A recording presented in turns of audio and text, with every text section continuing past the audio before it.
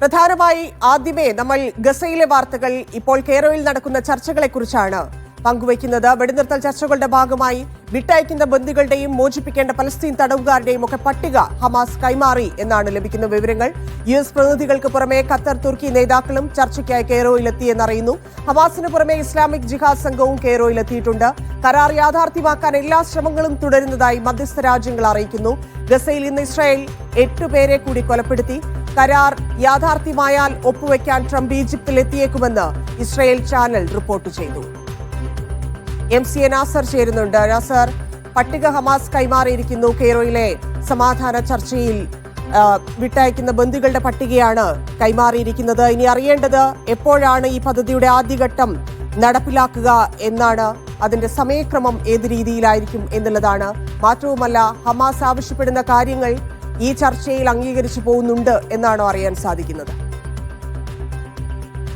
ഇതിപ്പം 3-ാം ദിവസം ഈജിപ്ത് തലസ്ഥാന നഗരിയായിട്ടുള്ള കെയ്റോയിലെ ഷർമു ഷെയ്ഖിൽ ചർച്ച പൂർത്തീകരിക്കപ്പെട്ടിരിക്കുകയാണ്. എന്തായാലും വലിയ വിജയപ്രതീക്ഷ ഈ ചർച്ചയ്ക്ക് ഉണ്ട് എന്ന റിപ്പോർട്ടുകളാണ് മധ്യസ്ഥ രാജ്യങ്ങളൊക്കെ തന്നെ പങ്കുവെക്കുന്നത്. അതേസമയം ഇസ്രായേൽ പ്രധാനമന്ത്രി നെതന്യാഹു ഏതെങ്കിലും അർത്ഥത്തിൽ ഒരു അവസാന ഘട്ടത്തിൽ ഈ ഒരു സാധ്യതയെ അട്ടിമറിക്കുമോ എന്ന ആശങ്ക നിലനിൽക്കുന്നുണ്ട്. എന്തായാലും ഏറ്റവും നിർണായകമായിട്ടുള്ളൊരു ഘട്ടം എന്നതിലേക്ക് ഈ ബന്ദികളുടെ കൈമാറ്റത്തിന് ഹമാസിന്റെ ഭാഗത്തു നിന്നുള്ള എല്ലാ സന്നദ്ധതയും അവർ ആവർത്തിച്ച് വ്യക്തമാക്കിയിട്ടുണ്ട്. പക്ഷേ അവർ കൃത്യമായിട്ടുള്ള ഉപാധികൾ നിർണ്ണയിച്ചിട്ടുണ്ട്. ഇന്നിപ്പോൾ പ്രധാനമായിട്ടും ഈ വിട്ടയക്കേണ്ട തടവുകാരെ സംബന്ധിച്ചിട്ടുള്ള വിശദമായിട്ടുള്ള റിപ്പോർട്ടാണ് ഹമാസ് നേതൃത്വം മധ്യസ്ഥ രാജ്യങ്ങൾക്ക് മുമ്പാകെ കൈമാറിയിരിക്കുന്നത്.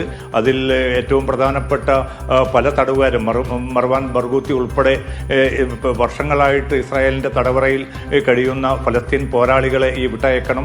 അങ്ങനെ കൃത്യമായിട്ടുള്ള, കാരണം 1700 തടവുകാരെയും 250 ജീവപര്യന്തം തടവിന് ശിക്ഷിച്ചവരെയും വിട്ടയക്കണമെന്നാണ് ഈ 20 ദിന പദ്ധതിയിൽ ട്രംപ് ഭരണകൂടം മുന്നോട്ട് വെച്ച നിർദ്ദേശം. അതിൻ്റെ അടിസ്ഥാനത്തിലാണ് കൃത്യമായിട്ട് ആരൊക്കെയാണ് വിട്ടയക്കേണ്ടത് എന്നത് സംബന്ധിച്ച് വളരെ കൃത്യമായിട്ടുള്ള രൂപരേഖ ഹമാസ് കൈമാറിയിരിക്കുന്നു.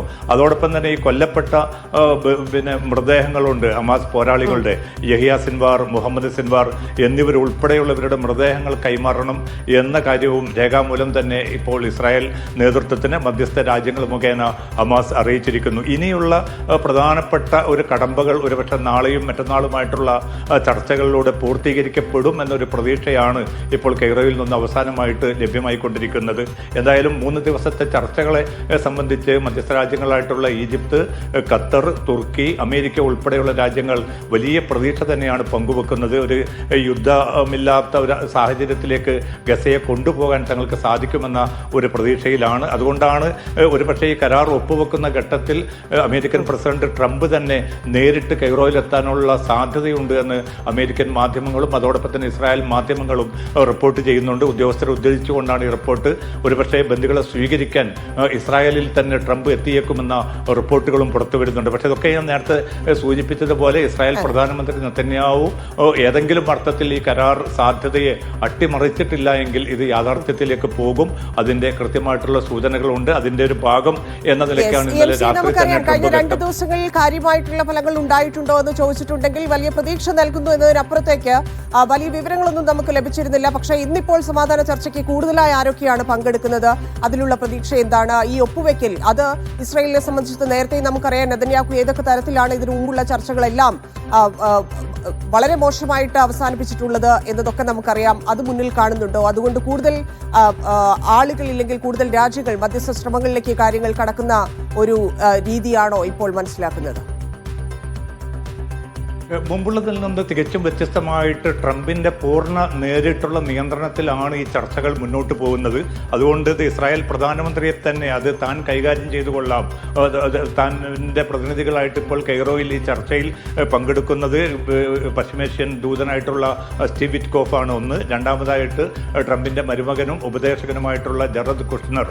ഈ 2 പേരെയും കെയ്റോയിലേക്ക് അയച്ചിരിക്കുന്നത് ഈ കരാർ യാഥാർത്ഥ്യമാക്കിയിട്ട് മാത്രം അമേരിക്കയിലേക്ക് തിരിച്ചു വന്നാൽ വന്നാൽ മതി എന്ന ഒരു കർശന നിർദ്ദേശം നൽകിക്കൊണ്ടാണ് ട്രംപ് അയച്ചതെന്ന് അമേരിക്കൻ മാധ്യമങ്ങൾ റിപ്പോർട്ട് ചെയ്യുന്നുണ്ട്. അതുകൊണ്ട് അമേരിക്കയുടെ പൂർണ്ണമായിട്ടുള്ള മേൽനോട്ടത്തിൽ തന്നെയാണ് ഈ ചർച്ച മുന്നോട്ട് പോകുന്നത്. അതാണ് മധ്യസ്ഥ രാജ്യങ്ങളായിട്ടുള്ള ഈ ഈജിപ്തിനും ഖത്തറിനും അതോടൊപ്പം തന്നെ തുർക്കിക്കും പ്രതീക്ഷ പകരുന്ന ഘടകം. കാരണം ഹമാസിനെ പരമാവധി തങ്ങൾ സ്വാധീനിക്കാമെന്ന് ഈ രാജ്യങ്ങൾ അമേരിക്കക്ക് ഉറപ്പ് നൽകിയിട്ടുണ്ട്. ഇസ്രായേലിൻ്റെ കാര്യം താൻ ഏറ്റെടുത്തുകൊള്ളാമെന്ന് ട്രംപും വ്യക്തമാക്കിയിട്ടുണ്ട്. അതിൻ്റെ ഭാഗമായിട്ടാണ് ട്രംപ് ഇന്നലെ രാത്രി ഒരു പ്രതികരണം നടത്തിയത്. കാരണം ഈ ഒരു വെടിനിർത്തൽ കരാർ യാഥാർത്ഥ്യമായി പിന്നീട് ഇസ്രായേൽ വീണ്ടും യുദ്ധം പുനരാരംഭിക്കുന്ന ഒരു സാഹചര്യം ഉണ്ടാകുമോ എന്നൊരു ആശങ്ക ഹമാസ് ഉന്നയിച്ചിരുന്നു. ഒരു നിലക്കും തന്നെ യുദ്ധം പുനരാരംഭിക്കില്ല, അത് താൻ ഏറ്റെടുത്തു ഇസ്രായേലിന് വേണ്ടി എന്നൊരു ഉറപ്പ് താൻ നൽകാമെന്ന് ട്രംപ് വ്യക്തമാക്കിയിരുന്നു. അതിൻ്റെ അടിസ്ഥാനത്തിലാണ് ഇന്നത്തെ ചർച്ച കുറെ കൂടി ആരോഗ്യകരമായിട്ടും വളരെ പോസിറ്റീവായിട്ടും മുന്നോട്ട് പോയി എന്നാണ് ഉദ്യോഗസ്ഥരെ ഉദ്ധരിച്ചുകൊണ്ട് വിവിധ സമാധാനത്തിന്റെ നോബൽ പുരസ്കാരം പ്രഖ്യാപിക്കാനിരിക്കുന്ന സാഹചര്യം കൂടിയുണ്ട്. അപ്പോൾ സ്വാഭാവികമായിട്ടും ട്രംപിന്റെ ആവശ്യമാണ്, അതിൽ നെതന്യാഹു സമ്മർദ്ദത്തിലാണ് എന്നൊക്കെയുള്ള റിപ്പോർട്ടുകൾ കൂടി വരുന്നുണ്ട്. മാത്രവുമല്ല, ഇസ്രയേലിൽ തീവ്ര വലതുപക്ഷ മന്ത്രിമാരുൾപ്പെടെ വലിയ രീതിയിൽ, അതായത് ഇത്തരത്തിലൊരു സമാധാനത്തിലേക്ക് കാര്യങ്ങൾ കൊണ്ടുപോകുന്നതിൽ വലിയ എതിർപ്പ് ഇപ്പോഴും പ്രകടിപ്പിക്കുന്ന സാഹചര്യമുണ്ട്. ഇസ്രയേലിൽ നിന്നുള്ള വിവരങ്ങൾ എന്തൊക്കെയാണ്? തീർച്ചയായിട്ടും ഇതാണ് വലിയൊരു ആശങ്കയായിട്ട് നിലനിൽക്കുന്നത്. കാരണം നേരത്തെയും ഇപ്പോൾ ജനുവരിയിലൊക്കെയും ഒരു വെടിനിർത്തൽ കരാർ ഏറെക്കുറെ ഒരു പൂർണ്ണമായിട്ടുള്ള അവസ്ഥയിലേക്ക് എത്തിയിരുന്നു. പക്ഷേ ആ ഘട്ടത്തിൽ പോലും അതിനെ തകിടം മറിക്കാൻ, അട്ടിമറിക്കാൻ നെതന്യാഹുവും അദ്ദേഹത്തിൻ്റെ തീവ്ര വലതുപക്ഷ മന്ത്രിമാരും എല്ലാ ശ്രമങ്ങളും നടത്തി. പക്ഷേ ഇത്തവണയും അത് ആവർത്തിക്കുമോ എന്നൊരു ആശങ്ക നിലനിൽക്കുന്നുണ്ട്. പക്ഷേ അത്തരമൊരു അവസരം ഉണ്ടാകില്ല, അതിന് താൻ അനുമതി നൽകുകയില്ല എന്നൊരു വളരെ ഉറച്ച ഒരു തീരുമാനത്തിൽ തന്നെയാണ് ഇപ്പോൾ തൽക്കാലം ട്രംപ് ഉള്ളത്. നേരത്തെ സൂചിപ്പിച്ചതുപോലെ തന്നെ ഈ വെള്ളിയാഴ്ചയാണ് ഇപ്പം സമാധാനത്തിനുള്ള നോബൽ സമ്മാനം പ്രഖ്യാപിക്കാനിരിക്കുന്നത്. അത് എന്ത് വില കൊടുത്തും അത് ട്രംപിന് ഉറപ്പാക്കണമെന്ന ഒരു നിർബന്ധ ബുദ്ധിയിലാണ് ഇപ്പോൾ അമേരിക്കൻ ഭരണകൂടം അതിൻ്റെ കാര്യങ്ങൾ, അതിൻ്റെ ഒരുക്കങ്ങൾ മുന്നോട്ട് കൊണ്ടുപോയിക്കൊണ്ടിരിക്കുന്നത്. അതുകൊണ്ടാണ് ഈ ഒരു വെടിനിർത്തൽ കരാർ യാഥാർത്ഥ്യമാവുകയാണെങ്കിൽ നേരിട്ട് തന്നെ അതിൽ പങ്കാളിത്തം വഹിക്കണമെന്നൊരാഗ്രഹം ട്രംപ് പ്രകടിപ്പിച്ചതായിട്ടുള്ള റിപ്പോർട്ടുകൾ കൂടി പുറത്തു വരുന്നുണ്ട്. എന്തായാലും ഇപ്പോൾ കെയ്റോയിൽ നടക്കുന്ന ചർച്ചകൾ ഈ 3 ദിവസത്തെ ആറ്റിക്കുറുക്കി എടുത്താൽ വളരെ വളരെ പോസിറ്റീവാണ് എന്ന ഒരു പ്രതികരണം വരുന്നുണ്ട്. ചർച്ചകൾ അവിടെ നടക്കുമ്പോഴും ഗസയിൽ ആക്രമണം തുടരുകയാണ്. ഇസ്രായേൽ ഇന്നും മനുഷ്യർ കൊല്ലപ്പെടുന്നു. ഗസയിലെ വിവരങ്ങൾ കൂടി. ഗസയിൽ നിന്നിപ്പോൾ 8 പേര് കൊല്ലപ്പെടുകയും 61 പേർക്ക് പരിക്കേൽക്കുകയും ചെയ്തിട്ടുണ്ട്. അതുമാത്രമല്ല വ്യാപകമായിട്ടുള്ള നശീകരണ പ്രവർത്തനങ്ങൾ ഇസ്രായേൽ സേന ഇന്നലെയും ഇന്നും തുടർന്നുകൊണ്ടിരിക്കുകയാണ്. കാരണം റിമോട്ട് നിയന്ത്രിതമായിട്ടുള്ള റോബോട്ടുകളും മറ്റും നയിച്ചുകൊണ്ട് സ്ഫോടനം നടത്തിക്കൊണ്ട് നിരവധി കെട്ടിടങ്ങൾ തകർക്കുകയും അടിസ്ഥാന സംവിധാനങ്ങൾ പൂർണ്ണമായിട്ട് ഇല്ലായ്മ ചെയ്യുക എന്നൊരു കൃത്യമായിട്ടുള്ള ലക്ഷ്യത്തോടു കൂടിയാണ് ഗസ സിറ്റിയിലും അതോടൊപ്പം തന്നെ ഗസയുടെ വിവിധ ഭാഗങ്ങളിലും ഇസ്രായേൽ ആക്രമണം തുടർന്നുകൊണ്ടിരിക്കുന്നത്. കാരണം ഈ വെടിനിർത്തൽ ചർച്ച ഇത്രയും പോസിറ്റീവായിട്ട് മുന്നോട്ട് പോകുന്നതായ റിപ്പോർട്ടുകൾ പുറത്തു വരുന്ന ഘട്ടത്തിലും വ്യാപകമായിട്ടുള്ള നശീകരണവും കൂട്ടക്കുരുതിയും അത് തുടർന്നുകൊണ്ട് തന്നെ മുന്നോട്ട് പോകാനാണ് ഇസ്രായേൽ നേതൃത്വം, തീവ്ര വലതുപക്ഷ മന്ത്രിമാരും ഇസ്രായേൽ സൈനിക നേതൃത്വവും പ്രധാനമന്ത്രി നെതന്യാഹുവും ഒക്കെ ശ്രമിച്ചുകൊണ്ടിരിക്കുന്നത്. അതുകൊണ്ട് അത് ഇപ്പോൾ പോലും ഒരു ആശങ്കയായി നിലനിൽക്കുന്നുണ്ട്. ഇനി അമേരിക്ക അവരുടെ വളരെ ഇച്ഛാശക്തിയോടുകൂടി ഒരു തീരുമാനവുമായിട്ട് മുന്നോട്ട് പോയിട്ടില്ല എങ്കിൽ ഈ കരാർ ഈ ഘട്ടത്തിലും അവസാന ഘട്ടത്തിൽ അട്ടിമറിക്കാനുള്ള വലിയ സാധ്യതയുണ്ട്.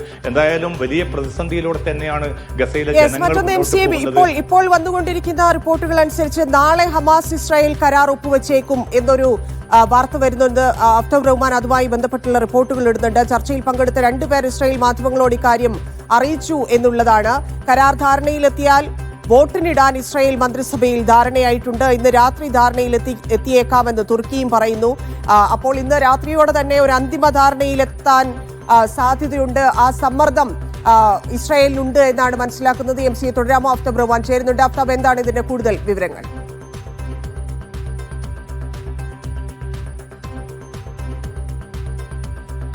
മാധ്യമങ്ങൾ ഇക്കാര്യം റിപ്പോർട്ട് ചെയ്യുന്നത്. അതിൽ പറയുന്നത് ഇന്ന് രാത്രിയോടുകൂടി തന്നെ ഹമാസും ഒപ്പം തന്നെ ഇസ്രായേൽ പക്ഷവും എല്ലാം തന്നെ ഇതിലൊരു ധാരണയിൽ ഇന്ന് രാത്രിയോടുകൂടി തന്നെ എത്തുമെന്നുള്ളതാണ് ഇസ്രായേലി മാധ്യമങ്ങൾ റിപ്പോർട്ട് ചെയ്യുന്നത്. അവർ ഉദ്ധരിക്കുന്നത് 2 അറബ് സോഴ്സുകളെയാണ്, പ്രത്യേകിച്ച് ഈ ചർച്ചയിൽ പങ്കെടുത്ത പേര് വെളിപ്പെടുത്താത്ത 2 സോഴ്സുകളെയാണ് അവർ ഉദ്ധരിക്കുന്നത്. അതിൽ ചൂണ്ടിക്കാട്ടുന്നത് നേരത്തെ തന്നെ US-ന്റെ സമ്മർദ്ദം ഈ വിഷയത്തിലുണ്ട്. അതായത് ഈ വീക്കെൻഡോട് കൂടി തന്നെ ഈ ഒരു വിഷയത്തിൽ അന്തിമ ധാരണയിൽ, പ്രത്യേകിച്ച് ബന്ദി കൈമാറ്റവുമായി ബന്ധപ്പെട്ട വിഷയത്തിൽ ധാരണയിലെത്തണമെന്നുള്ള നിർദ്ദേശം US ഇസ്രായേലിന് നൽകിയിട്ടുണ്ട്. അതിന്റെ അടിസ്ഥാനത്തിൽ ഒരു പക്ഷേ കൂടുതൽ തർക്കങ്ങളിലേക്ക് പോകാതെ ആദ്യഘട്ടത്തിൽ വെടിനിർത്തലിലേക്ക് പോകാൻ പാകത്തിൽ ബന്ദി കൈമാറ്റ ചർച്ചകൾ ഇന്ന് രാത്രിയോട് കൂടി പൂർത്തിയാകുന്നതാണ് ഇപ്പോൾ പുറത്തുവരുന്ന റിപ്പോർട്ടുകൾ. അത് അക്കാര്യം തുർക്കി തന്നെയും സ്ഥിരീകരിക്കുന്നുണ്ട്. തുർക്കിയും ഈ ചർച്ചകളുടെ ഭാഗമാണ്. അതുകൊണ്ട് ഒരു പക്ഷേ ഇന്ന് രാത്രിയോട് കൂടി ഒരു അന്തിമ ധാരണയിൽ എത്തിയേക്കാം. ഇസ്രായേലിന്റെ മന്ത്രിസഭ ഈ ധാരണയിൽ എത്തിയ വിഷയത്തിൽ ഒരു വോട്ടിനിട്ടുകൊണ്ട് അതിൽ അവർ തീർപ്പിലേക്ക് എത്തുകയാണെങ്കിൽ ഉടൻ അത് അംഗീകരിക്കുകയും പിന്നീട് നടക്കാനുള്ള സാധ്യത ബന്ദി കൈമാറ്റമായിരിക്കും. ആ ബന്ദി കൈമാറ്റത്തിന് വേണ്ടിയുള്ള ഒരുക്കങ്ങൾ പൂർത്തിയാക്കാൻ മിലിറ്ററിയോട്, സൈനിക വിഭാഗത്തോട് ഇസ്രായേൽ നിർദ്ദേശിച്ചാലുള്ള റിപ്പോർട്ടുകളും ഇസ്രായേലി മാധ്യമങ്ങൾ പറയുന്നുണ്ട്. അങ്ങനെയെങ്കിൽ ഒരു പക്ഷേ ഇന്ന് രാത്രി ഒരു ശുഭവാർത്ത നമുക്ക് പ്രതീക്ഷിക്കാം. പക്ഷേ അപ്പോഴും ഇതിൽ ഹമാസിന്റെ നിലപാടും ഇസ്രായേലിന്റെ നിലപാടും വളരെ നിർണായകമാണ്. ഏതായാലും കൂടുതൽ തർക്കങ്ങളിലേക്ക് പോകാതെ ബന്ദി കൈമാറ്റത്തിലേക്ക് പോവുകയും അതിന് തൊട്ടു പിന്നാലെ വെടിനിർത്തൽ, അതായത് താൽക്കാലിക വെടിനിർത്തൽ പ്രഖ്യാപിക്കാനുള്ള സാധ്യതയുണ്ട്.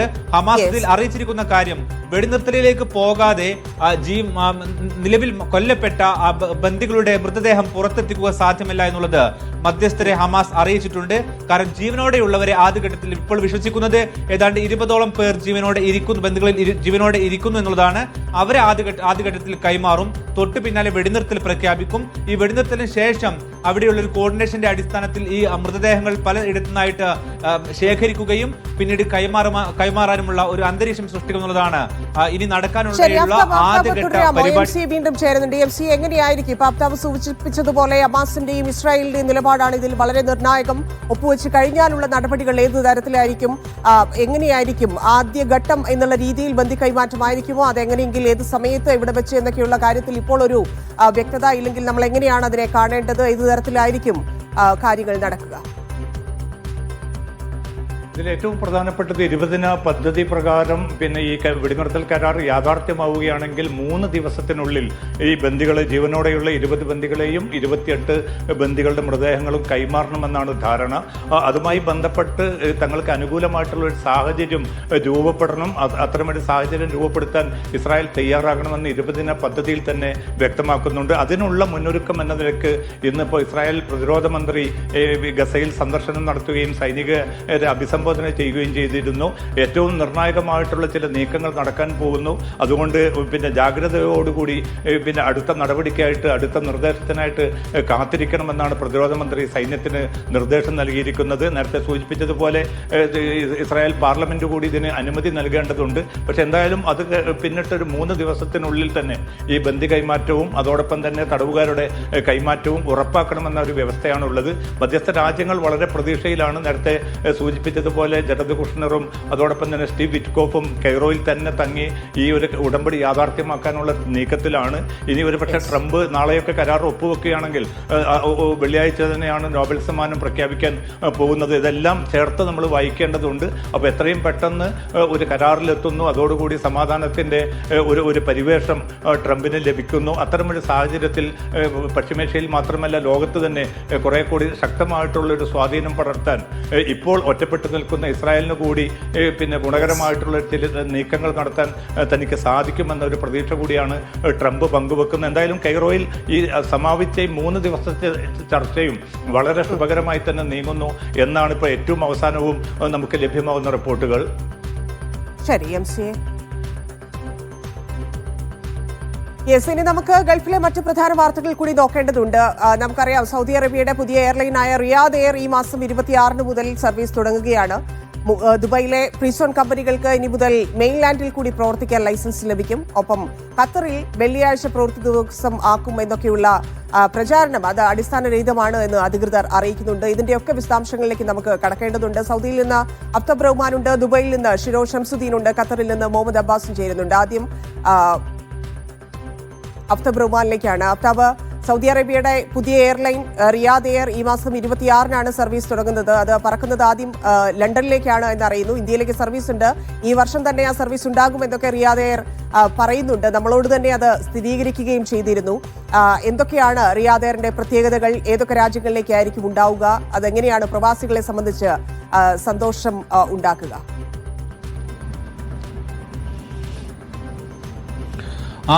ഏറ്റവും സന്തോഷകരമായ കാര്യം ഇന്ത്യയിലേക്ക് സർവീസ് ആദ്യഘട്ടത്തിൽ തന്നെ ഉണ്ടാകുമെന്നുള്ളത് റിയാദ് എയറിന്റെ പ്രഖ്യാപനമാണ്.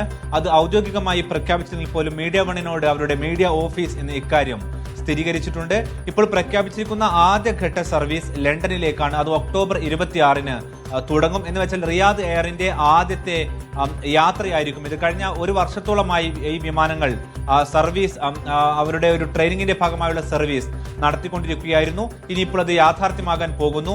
നമുക്കറിയാം, നേരത്തെ സൗദി അറേബ്യയുടെ ഏറ്റവും പ്രധാനപ്പെട്ട അവരുടെ നാഷണൽ എയർലൈൻ എന്നറിയപ്പെട്ടിരുന്നത് സൗദി എയർലൈൻസ് എന്ന് അറിയപ്പെടുന്ന വിമാന കമ്പനിയാണ്. അതിന്റെ സർവീസ് കൂടുതൽ ജിദ്ദ കേന്ദ്രീകരിച്ചുകൊണ്ട് മക്ക മദീന സർവീസുകൾ ഉൾപ്പെടുത്തിക്കൊണ്ടുള്ള ഒരു വിപുലമാക്കുന്ന ഘട്ടത്തിലേക്കാണ് പോകുന്നത്. ഈ ഒരു സാഹചര്യത്തിലാണ് കൂടുതൽ പ്രീമിയം സേവനം അല്ലെങ്കിൽ ഒരു ടൂറിസം സേവനം എന്നുള്ള സ്വഭാവത്തിലേക്ക് ഒരു നാഷണൽ എയർലൈൻ കൂടി സൗദി അറേബ്യ ഇപ്പോൾ പുതുതായി അവതരിപ്പിക്കുന്നത്. അതിന്റെ ഭാഗമായിട്ടായിരുന്നു റിയാദ് എയറിന്റെ പ്രഖ്യാപനം. 100-ലേറെ രാജ്യങ്ങളിലേക്ക് 124 വിമാനങ്ങൾ ഉപയോഗിച്ചുകൊണ്ടുള്ള സർവീസ് എന്നുള്ളതായിരുന്നു അതിന്റെ പ്രഖ്യാപിത ലക്ഷ്യം. അതിലിപ്പോൾ ഏതാണ്ട് 5 വിമാനങ്ങൾ മാത്രമാണ് സൗദി അറേബ്യയിൽ എത്തിയിട്ടുള്ളത്. ഇപ്പോൾ പ്രഖ്യാപിച്ചിരിക്കുന്ന സർവീസ് ലണ്ടനിലേക്ക് മാത്രമാണ്. പക്ഷേ ഈ വർഷം തന്നെ ഇന്ത്യയിലേക്ക് സർവീസ് ഉണ്ടാകും, US-ലേക്ക് സർവീസ് ഉണ്ടാകും, ഫ്രാൻസിലേക്കും സർവീസ് ഉണ്ടാകും. ഈ ഒരു സ്വഭാവത്തിലും ഒപ്പം തന്നെ ആഭ്യന്തര സർവീസുകളും ഈ വർഷം തന്നെ ആരംഭിക്കും. ഒരുപക്ഷെ കേരളത്തിലേക്ക് സർവീസുകൾ ഉണ്ടാകുമെന്നുള്ളതാണ് ഒരുപക്ഷെ പ്രവാസികൾ കാത്തിരിക്കുന്ന കാര്യം. ആദ്യഘട്ട സർവീസുകൾ ഈ പറഞ്ഞതുപോലെ തന്നെ 5 വിമാനങ്ങൾ മാത്രമായതിനാൽ കൂടുതൽ വിമാനങ്ങൾ എത്തുന്ന മുറക്കായിരിക്കും ഈ ഇത്തരത്തിലുള്ള സർവീസിന്റെ വ്യാപനം ഉണ്ടാവുക. ഈ മാസം തന്നെ മീഡിയ വൺ മാധ്യമ പങ്കാളി കൂടിയാകുന്ന സൗദി അറേബ്യയുടെ ഏറ്റവും പ്രീമിയം ഇൻവെസ്റ്റ്മെന്റ് കോൺഫറൻസ് ആയ ഫ്യൂച്ചർ ഇൻവെസ്റ്റ്മെന്റ് കോൺഫറൻസ് റിയാദിൽ നടക്കുന്നുണ്ട്. അതിൽ വെച്ച് റിയാദ് എയറിന്റെ ടോണി ഡഗ്ലസുമായി മീഡിയ വണ്ണിന് അഭിമുഖത്തിന് അവസരം ലഭിച്ചിട്ടുണ്ട്. പക്ഷേ ആ ഒരു അഭിമുഖത്തിൽ പക്ഷേ നമുക്ക് ഇക്കാര്യങ്ങൾ അദ്ദേഹത്തിന് വെളിപ്പെടുത്താനായിരിക്കും. അതായത് കേരളത്തിലേക്ക് സർവീസ് ഉണ്ടാകുമോ, ഇന്ത്യയിലേക്ക് ഏതെല്ലാം തരത്തിൽ സർവീസുകൾ ഉണ്ടാകുന്നുള്ള കാര്യം അദ്ദേഹത്തിന് ഒരു പക്ഷേ വെളിപ്പെടുത്താനായിരിക്കും. ഏതായാലും പ്രവാസികളെ സംബന്ധിച്ചിടത്തോളം സന്തോഷമുള്ള കാര്യമാണ്. കഴിഞ്ഞ ദിവസങ്ങളിലാണ് എയർ ഇന്ത്യ എക്സ്പ്രസ് ഉൾപ്പെടെയുള്ള സർവീസുകൾ പല സർവീസുകളും വെട്ടിക്കുറച്ചത്. അതിന് സമാന്തരമായിക്കൊണ്ട് പുതിയ കൂടുതൽ സർവീസുകൾ സൗദി അറേബ്യയിൽ നിന്നും ഇന്ത്യയിലേക്ക് എത്തുമ്പോൾ സ്വാഭാവികമായിട്ടും അത് പ്രവാസികൾക്ക് പ്രതീക്ഷയ്ക്ക് വക നൽകുന്നതാണ്. ശരി അഫ്താബ്, മറ്റൊരു പ്രധാനപ്പെട്ട വാർത്ത, ദുബായിലെ ഫ്രീ സോൺ കമ്പനികൾക്ക് ഇനി മുതൽ മെയിൻലാൻഡിൽ കൂടി പ്രവർത്തിക്കാൻ ലൈസൻസ് ലഭിക്കുമെന്നുള്ളതാണ്. ദുബായ് എക്കണോമി ആൻഡ് ടൂറിസം വകുപ്പാണ് ഇത് സംബന്ധിച്ചുള്ള പ്രഖ്യാപനം നടത്തിയിരിക്കുന്നത്. 5000 ദിർഹം ഫീസ് നൽകിയാൽ 6 മാസത്തേക്കാണ് അവർക്ക് ലൈസൻസ് ലഭിക്കുക. ഇത് പിന്നീട് ആവശ്യമുണ്ടെങ്കിൽ പുതുക്കാനുള്ള സൗകര്യവുമുണ്ട് എന്നുള്ളതാണ്. ഷിനോജ് ഷംസുദ്ദീൻ ചേരുന്നുണ്ട്. ഷിനോജ്, പ്രവാസ ലോകത്ത് ഇത്തരത്തിലൊരു ബിസിനസ് സാധ്യത, അതിന് പുതിയ വാതിൽ ദുബായ് തുറക്കുകയാണ്. എങ്ങനെയാണ് അതിന്റെ കരാർ, അത് എങ്ങനെയായിരിക്കും ഗുണകരമാകുക?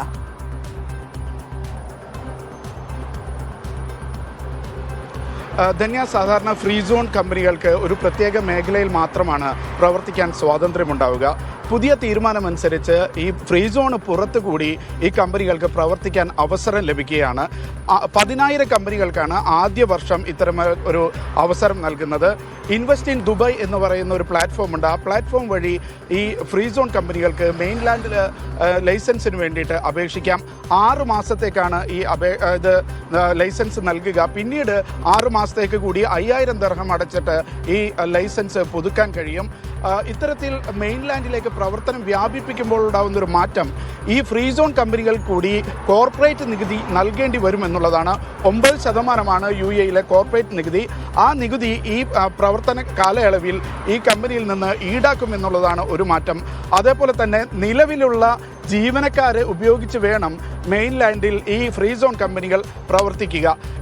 ഇത് ഈ ഫ്രീ സോൺ കമ്പനികൾക്ക് കൂടുതൽ വരുമാനമുണ്ടാക്കാനും കൂടുതൽ മേഖലയിലേക്ക് അവരുടെ പ്രവർത്തനം വ്യാപിപ്പിക്കാനുമാണ് സർക്കാർ ഇത്തരമൊരു തീരുമാനമെടുത്തിരിക്കുന്നത്. ദുബായ് എക്കണോമി ആൻഡ് ടൂറിസമാണ് ഇത് സംബന്ധിച്ച പ്രഖ്യാപനം നടത്തിയത്. ഇൻവെസ്റ്റ് ഇൻ ദുബായ് എന്ന ആ പ്ലാറ്റ്ഫോം വഴി ഫ്രീ സോൺ കമ്പനികൾക്ക് ഇനി മുതൽ മെയിൻലാൻഡിൽ പ്രവർത്തിക്കാനുള്ള അപേക്ഷ നൽകാം. ധന്യ.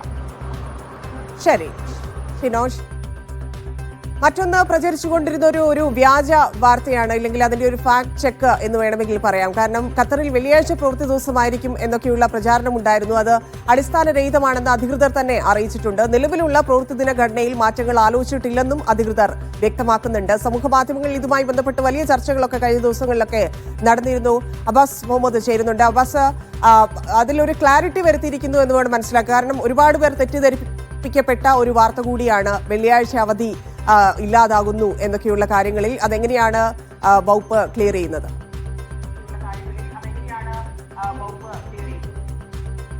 അതിനെ ഇവിടുത്തെ ഫേസ്ബുക്ക്, അതുപോലെ ഇൻസ്റ്റഗ്രാം, ടിക്ടോക്ക് അടക്കമുള്ള സമൂഹ മാധ്യമങ്ങളിലാണ് കഴിഞ്ഞ കുറച്ച് ദിവസങ്ങളിലായി ഖത്തറിലെ വെള്ളിയാഴ്ചയിലെ അവധി ദിവസം മറ്റൊരു ദിവസത്തേക്ക് അഥവാ ശനി ഞായറിലേക്ക് മാറ്റുന്നു എന്നുള്ള രീതിയിലുള്ള വലിയ പ്രചാരണം ഉണ്ടായിരുന്നത്. നിലവിൽ ഖത്തറിലെ അവധി വെള്ളിയാഴ്ചയാണ്. ഒരുപാട് സ്ഥാപനങ്ങൾക്ക് ശനിയാഴ്ചയുണ്ട്.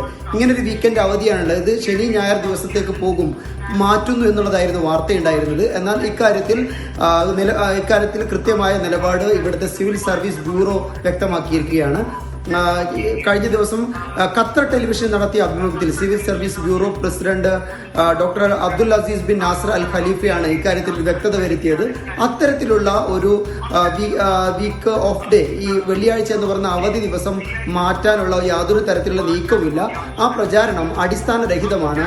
രണ്ടാമതായി, നിലവിലുള്ള ഈ പ്രവൃത്തി ദിനഘടനയിൽ ഒരു മാറ്റവും വരുത്താൻ സർക്കാർ ആലോചിക്കുന്നില്ല എന്നീ രണ്ട് കാര്യങ്ങളാണ് അദ്ദേഹം ഈ ഖത്തർ ടെലിവിഷന് നൽകിയ അഭിമുഖത്തിൽ വ്യക്തമാക്കിയത്. ഈയിടെ അമീറിന്റെ ഉത്തരവ് പ്രകാരം ഇവിടുത്തെ മാനവ വിഭവശേഷി നിയമത്തിൽ ഏതാനും മാറ്റങ്ങൾ വരുത്തിയിരുന്നു. അതുമായി ബന്ധപ്പെട്ട അദ്ദേഹം നൽകിയ വിശദീകരണത്തിലാണ്, അതുമായി ബന്ധപ്പെട്ട് അദ്ദേഹം നടത്തിയ അഭിമുഖത്തിലാണ് നാസർ അൽ ഖലീഫ ഇക്കാര്യം വ്യക്തമാക്കിയിരുന്നത്.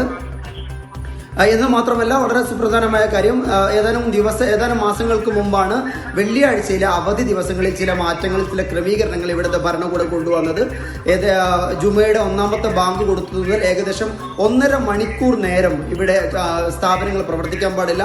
അഥവാ എല്ലാ സ്ഥാപനങ്ങളുമല്ല, 12 അവശ്യ സേവനങ്ങൾക്ക് വിലക്കുകളില്ല.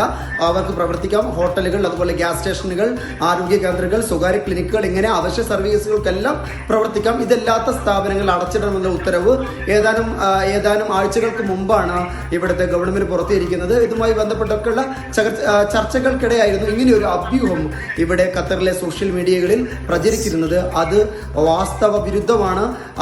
ആ അഭ്യൂഹങ്ങൾ തെറ്റാണ്, ബേസ്ലെസ് ആണ് എന്ന് കൃത്യമായി ഭരണകൂടം അറിയിച്ചിരിക്കുകയാണ് ഇപ്പോൾ ധന്യ. ശരി അബ്ബാസ്. മുഖ്യമന്ത്രി പിണറായി വിജയൻ ഗൾഫ് രാജ്യങ്ങളിലേക്ക് പോവുകയാണ്. നവംബർ 9 അബുദാബിയിൽ എത്തുന്ന മുഖ്യമന്ത്രി സിറ്റി ഗോൾഫ് ക്ലബിൽ നടക്കുന്ന സ്വീകരണ പരിപാടിയിൽ സംസാരിക്കും. മന്ത്രിമാരും പ്രമുഖ വ്യക്തികളും പരിപാടിയിൽ പങ്കെടുക്കും. ഈ മാസം സൗദി, ബഹ്റൈൻ, ഒമാൻ എന്നീ രാജ്യങ്ങൾ സന്ദർശിക്കുന്ന മുഖ്യമന്ത്രി നവംബറിൽ കുവൈറ്റിലെ സന്ദർശനത്തിന് ശേഷം അബുദാബിയിലെത്തും.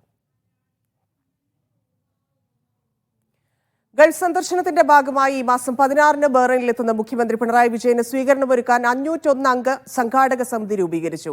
ലോ കേരള സഭാ അംഗങ്ങളായ PV രാധാകൃഷ്ണപിള്ള ചെയർമാനും P ശ്രീജിത്ത് ജനറൽ കൺവീനറുമായാണ് സമിതി നിലവിൽ വന്നത്. മുഖ്യമന്ത്രി പങ്കെടുക്കുന്ന പ്രവാസി മലയാളി സംഗമം ഒക്ടോബർ 16 ബഹ്റൈൻ കേരളീയ സമാജത്തിലാണ് നടക്കുക. ബഹ്റൈൻ ബ്യൂറോ തയ്യാറാക്കിയ റിപ്പോർട്ട് കാണാം. ഈ മാസം 16 ഗൾഫ് സന്ദർശനത്തിന്റെ ഭാഗമായി മുഖ്യമന്ത്രി ബഹ്റൈനിലെത്തുന്നത്. ബഹ്റൈനിലെത്തുന്ന മുഖ്യമന്ത്രിക്ക് സമുചിതമായ സ്വീകരണം നൽകാൻ വിപുലമായ ഒരുക്കങ്ങളാണ് ബഹ്റൈനിൽ നടക്കുന്നത്. ഇതിന്റെ ഭാഗമായി സംഘാടക സമിതി രൂപീകരണം ബഹ്റൈൻ കേരളീയ സമാജത്തിൽ നടന്നു. ലോ കേരള സഭയുടെയും അതുപോലെ തന്നെ മലയാളം മിഷന്റെയും ബഹ്റൈൻ ഘടകങ്ങളാണ് വിപുലമായ സ്വീകരണത്തിന്റെ സംഘാടനത്തിന്റെ ഒരുക്കങ്ങൾക്ക് നേതൃത്വം വഹിക്കുന്നത്. അതോടൊപ്പം ബഹ്റൈനിലെ ചെറുതും വലുതുമായ എല്ലാ പ്രവാസി സംഘടനകളുടെയും നിറഞ്ഞ പങ്കാളിത്തം സംഘാടക സമിതി യോഗത്തിലുണ്ടായിരുന്നു. ഒരുക്കങ്ങളെക്കുറിച്ച് വിശദീകരിക്കാൻ നമ്മുടെ കൂടെ ഈ സംഘാടക സമിതിയുടെ ചെയർമാനായിട്ടുള്ള ബഹ്റൈൻ കേരളീയ സമാജത്തിന്റെ പ്രസിഡന്റ് കൂടിയായിട്ടുള്ള PV രാധാകൃഷ്ണപിള്ള ഇപ്പോൾ നമ്മോടൊപ്പം ചേർന്നു. PV, എങ്ങനെയാണ് ഒരുക്കങ്ങൾ പുരോഗമിക്കുന്നത്? നമസ്കാരം. ബഹ്റൈനെ സംബന്ധിച്ചൊരു വലിയ ഭാഗ്യമാണ്. കാരണം ബഹുമാനപ്പെട്ട ശ്രീ പിണറായി വിജയൻ മുഖ്യമന്ത്രിയായതിനു ശേഷമുള്ള രണ്ടാമത്തെ അദ്ദേഹത്തിൻ്റെ വിസിറ്റാണ്. 2 വിസിറ്റും ബഹ്റൈൻ കേരളീയ സമാജത്തിലാണ് എന്നുള്ളത് സമാജം പ്രസിഡന്റ് എന്ന നിലയ്ക്ക് ഞങ്ങൾക്ക് വലിയ അഭിമാനമുള്ള ഒരു കാര്യമാണ്. പക്ഷേ ബഹ്റൈൻ മലയാളികൾ മുഴുവൻ ഈ സ്വീകരണത്തെ വളരെ സന്തോഷത്തോടെ നോക്കിക്കാണുന്നു എന്നുള്ളതാണ് ഇന്ന് കൂടിയ സംഘാടക സമിതി രൂപീകരണവുമായി ബന്ധപ്പെട്ട അനുഭവങ്ങളിൽ നിന്ന് അല്ലെങ്കിൽ റെസ്പോൺസിൽ നിന്ന് എനിക്ക് മനസ്സിലാകുന്നത്. മുഖ്യമന്ത്രി തീർച്ചയായിട്ടും പ്രവാസികളുമായി ബന്ധപ്പെട്ട കാര്യങ്ങൾ പരാമർശിക്കും എന്നുള്ള കാര്യത്തിൽ യാതൊരു സംശയമില്ല. തന്നെയുള്ള പ്രവാസികൾ അനുഭവിക്കുന്ന വിവിധങ്ങളായ പ്രശ്നങ്ങളെ സംബന്ധിച്ച് അദ്ദേഹത്തിന് ഒരു നിവേദനം, അത് സംഘടനകൾ ഒന്നിച്ചോ വേറിട്ടോ അല്ലെങ്കിൽ ഒന്നിച്ചോ കൊടുക്കും. തീർച്ചയായിട്ടും അത്തരം കാര്യങ്ങൾ അദ്ദേഹമായിട്ട് ചർച്ച ചെയ്യാനുള്ള ഒരു അവസരം നമുക്ക് ലഭിക്കും എന്നുള്ള കാര്യത്തിൽ യാതൊരു സംശയമില്ല. വേറെ സന്തോഷത്തോടുകൂടിയാണ് ബഹ്റിനിലെ മലയാളി സമൂഹം ഈ ഒരു വാർത്ത ശ്രവിക്കുന്നത്. ഇന്ന് അതിൻ്റെ ഏറ്റവും പ്രധാനപ്പെട്ട ഉദാഹരണമാണ് ഇന്നിവിടെ ചേർന്നിട്ടുള്ള സംഘാടക സമിതി രൂപീകരണ യോഗം. പ്രവാസി മലയാളി സംഗമം എന്നുള്ള രൂപത്തിലാണ് ഈ പരിപാടി സംഘടിപ്പിക്കുന്നത്. ലോക കേരള സഭയും അതുപോലെ തന്നെ മലയാളം മിഷനും സംയുക്തമായിട്ട് അതിന് നേതൃത്വം കൊടുത്തുകൊണ്ട് ഇവിടെയുള്ള എല്ലാ ആളുകളെയും പങ്കെടുപ്പിച്ചുകൊണ്ടുള്ളൊരു വലിയ സംഗമമായിട്ട് ഈ പരിപാടി മാറും. ഏറെ ആവേശത്തിലാണ് ഞങ്ങളെല്ലാവരും.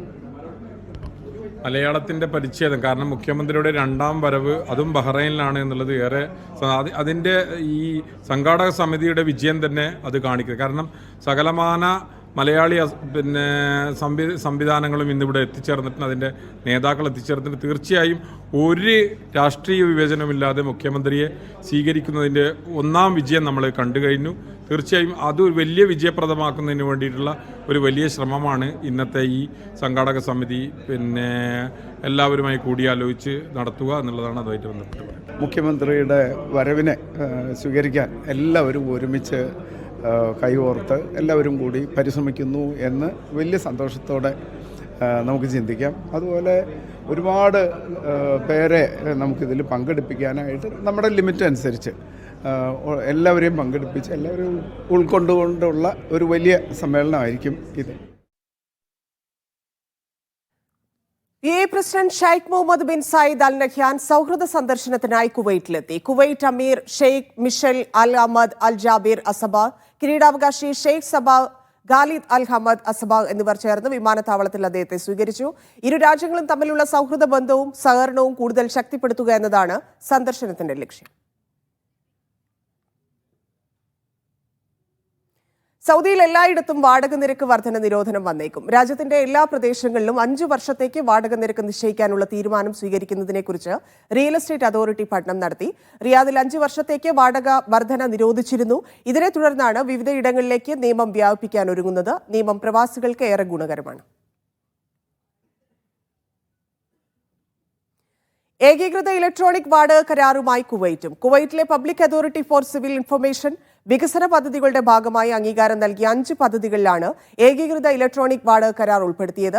വാടക കരാറുകൾ നിരീക്ഷിക്കാനും ശ്രദ്ധിക്കാനുമാണ് ഈ ഓൺലൈൻ പ്ലാറ്റ്ഫോം സ്ഥാപിക്കുന്നത്. ഇതിലൂടെ വാടക കരാറുകൾ രജിസ്റ്റർ ചെയ്യാനും പ്രക്രിയ ഏകീകരിക്കാനും സാധിക്കും. കേന്ദ്ര വാണിജ്യ മന്ത്രി പീയൂഷ് ഗോയലിന്റെ ഖത്തർ സന്ദർശനം ഉഭയകക്ഷി വ്യാപാരത്തിൽ വഴിത്തിരിവാകുമെന്ന പ്രതീക്ഷയിൽ പ്രവാസി ബിസിനസ് സമൂഹം. വ്യാപാരം ഇരട്ടിയാക്കി വർദ്ധിപ്പിക്കുന്നത് 2 രാജ്യങ്ങളുടെയും കമ്പനികൾക്ക് ഏറെ ഗുണകരമാകുമെന്ന് ബിസിനസ് കൌൺസിൽ നേതാക്കൾ പ്രതികരിച്ചു. 3 ദിവസത്തെ സന്ദർശനത്തിനായാണ് പീയൂഷ് ഗോയൽ ദോഹയിലെത്തിയത്. അടുത്ത വർഷം 3-ാം പാദത്തോടെ ഖത്തറുമായി സ്വതന്ത്ര വ്യാപാര കരാർ യാഥാർത്ഥ്യമാക്കാനാണ് ഇന്ത്യ ആലോചിക്കുന്നത്. ഇതുമായി ബന്ധപ്പെട്ട ടൈംസ് ഓഫ് റഫറൻസുകളാണ് ഗോയലിന്റെ സന്ദർശനത്തിനിടെ ചർച്ചയായത്. സഹകരണത്തിന്റെ പുതിയ വാതിൽ തുറക്കുന്നതാകും കരാറെന്നാണ് വിലയിരുത്തൽ. ഒരുപാട് മേഖലകളിൽ, അത് ഹെൽത്ത് കെയർ ആയിക്കോട്ടെ, ടെക്നോളജി ആയിക്കോട്ടെ, ടെലികമ്മ്യൂണിക്കേഷൻ ആയിക്കോട്ടെ, മീഡിയ ആയിക്കോട്ടെ, ഫിൻടെക്കിലായിക്കോട്ടെ, പല മേഖലകളിലും സഹകരിച്ച് പ്രവർത്തിക്കാനുള്ള ഒരുപാട് പദ്ധതികളുമായിട്ട് ഇരു രാജ്യങ്ങളിലെയും സ്ഥാപനങ്ങളും അതുപോലെ മിനിസ്ട്രികളും ഒക്കെ മുന്നോട്ട് പോകുന്നുണ്ട്. അപ്പം വളരെ നല്ല ശുഭാപ്തി വിശ്വാസത്തോടു കൂടി തന്നെ നമുക്ക് കാണാം. വ്യാപാരത്തിൽ നിലനിൽക്കുന്ന കമ്മി ഇല്ലാതാക്കാൻ വലിയ വൈവിധ്യവൽക്കരണം ആവശ്യമായി വരുമെന്നാണ് വിലയിരുത്തൽ. പരമ്പരാഗത കയറ്റുമതി ഉൽപ്പന്നങ്ങൾക്ക് പുറമെ IT, AI തുടങ്ങിയ മേഖലകളിലും ഇന്ത്യ കൂടുതൽ ശ്രദ്ധ കേന്ദ്രീകരിക്കേണ്ടി വരും. ഡിജിറ്റൽ രംഗത്ത് ഒരുപാട് ഇന്ത്യക്ക് കോൺട്രിബ്യൂട്ട് ചെയ്യാൻ കഴിയും. IT മേഖലയിൽ, എഡ്ടെക് മേഖലയിൽ, അതുപോലെ FMCG മേഖലയിൽ, കൂടുതൽ ഫാർമ മേഖലയിൽ ഇനിയും കൂടുതൽ ചെയ്യാനുള്ള സാധ്യതകളുണ്ട്. ഫാർമ ശരിക്കും പറഞ്ഞാൽ ഖത്തറിൻ്റെ ഹെൽത്ത് സെക്ടറിൽ ഇന്ത്യൻ ഇൻവെസ്റ്റ്മെൻറ്റ് വളരെ കുറവാണ്. കൂടുതലായിട്ട് അത് വളർത്തിക്കൊണ്ടുവരേണ്ടതുണ്ട്. അതുപോലെ തന്നെ FMCG മേഖലയിലും ഒരുപാട് വളർച്ചയ്ക്ക് സാധ്യതകൾ ഞങ്ങൾ കാണുന്നു. ഉഭയകക്ഷി വ്യാപാരവുമായി ബന്ധപ്പെട്ട് ഖത്തർ അമീറും ഇന്ത്യൻ പ്രധാനമന്ത്രിയും നേരത്തെ നടത്തിയ ചർച്ചകളുടെ ചൂട് പിടിച്ചാണ് നിലവിലെ കൂടിയാലോചനകൾ പുരോഗമിക്കുന്നത്. ഇരു രാഷ്ട്രങ്ങളിലെയും ബിസിനസ് സമൂഹവും ന്യൂഡൽഹിയിലും ദോഹയിലുമായി കൂടിക്കാഴ്ചകൾ നടത്തിയിരുന്നു. Media 1 Qatar. ഒമാൻ ക്രിക്കറ്റിന് ഊർജ്ജം പകരാൻ മസ്കറ്റിൽ 3 ക്രിക്കറ്റ് സ്റ്റേഡിയങ്ങൾ കൂടി വരുന്നു. അമീറാത്തിലാണ് ഗ്രൗണ്ടുകൾ ഒരുങ്ങുക. നിലവിലെ അക്കാദമി സമുച്ചയത്തിന് എതിർവശത്തായി ഒരുങ്ങുന്ന പദ്ധതിക്ക് ഒമാൻ ക്രിക്കറ്റ് അസോസിയേഷൻ സ്ഥലം ഏറ്റെടുത്തിട്ടുണ്ട്. അമീറാത്തിലെ ക്രിക്കറ്റ് അക്കാദമി സമുച്ചയത്തിന് എതിർവശത്താണ് 3 പുതിയ ഗ്രൗണ്ടുകൾ നിർമ്മിക്കുന്നതിനായി ഒമാൻ ക്രിക്കറ്റ് സ്ഥലം ഏറ്റെടുത്തത്. ഇതിൽ ആദ്യത്തേത് അടുത്ത വർഷം അവസാനത്തോടെ പൂർത്തിയാക്കും. ബാക്കിയുള്ളവ ഘട്ടം ഘട്ടമായി പൂർത്തിയാക്കാനാണ് ഉദ്ദേശിക്കുന്നത്. 3 പുതിയ ഗ്രൗണ്ടുകൾ ഉൾപ്പെടുന്ന വിശദമായ മാസ്റ്റർ പ്ലാനിലാണ് പ്രവർത്തിക്കുന്നത്. അമീറാത്തിലെ ക്രിക്കറ്റ് അക്കാദമി സ്റ്റേഡിയത്തിന്റെ ലോകോത്തര നിലവാരത്തിലുള്ള സൗകര്യങ്ങളിൽ സന്ദർശക രാജ്യങ്ങൾ പോലും പ്രശംസിച്ചിട്ടുണ്ടെന്നും ഈ സൗകര്യങ്ങൾ വിപുലമാക്കാനാണ് അസോസിയേഷൻ ഒരുങ്ങുന്നതെന്നും Oman cricket association chairman Pankaj Kimji പറഞ്ഞു. വരും വർഷങ്ങളിൽ വലുതും മികച്ചതുമായ അന്താരാഷ്ട്ര ടൂർണമെന്റുകൾ ഒമാനിലേക്ക് കൊണ്ടുവരാനും പദ്ധതിയിടുന്നുണ്ട്.